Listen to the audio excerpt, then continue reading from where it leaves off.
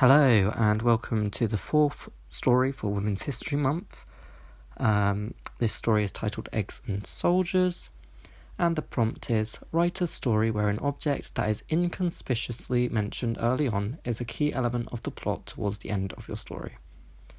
So let's get right into it. Darling, you look like you've never seen a spoon before. Let me help. Heather rushed over to her son and wrapped her hands around his so they were both holding the spoon. Now it's 3 taps on the head of the spoon.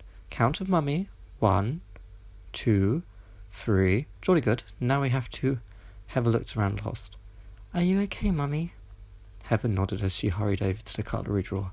Of course, darling. I was just looking for a knife, you see, she said, making her way back over. Once you've bopped the egg on the noggin, you've got to cut the top off. That's where you can dip your soldiers into it. The little boy reached for the knife.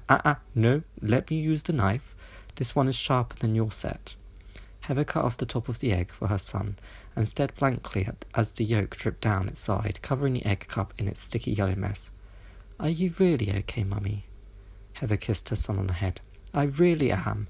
I'm just very excited to see you and also very not sure I'm doing things right. Heather pushed her hand through her hair.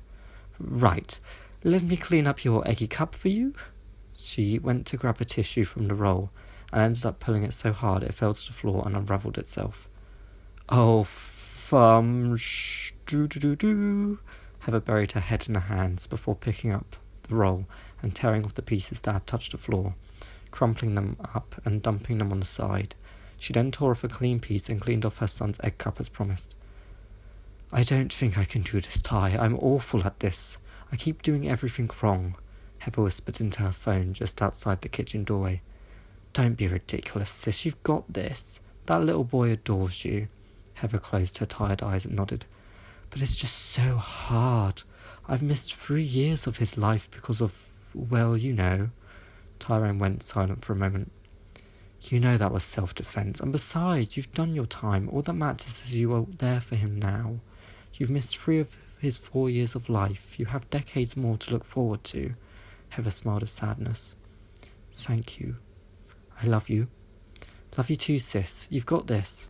Tyrone finished before hanging up the phone. Heather returned to the kitchen where she was greeted by her son standing rather suspiciously out of his seat.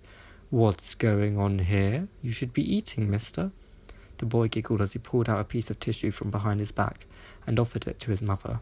Heather took it with a smile on her face and realised it had yolky writing on it, which was hard to make out, but it read, Mummy, thank you for breakfast.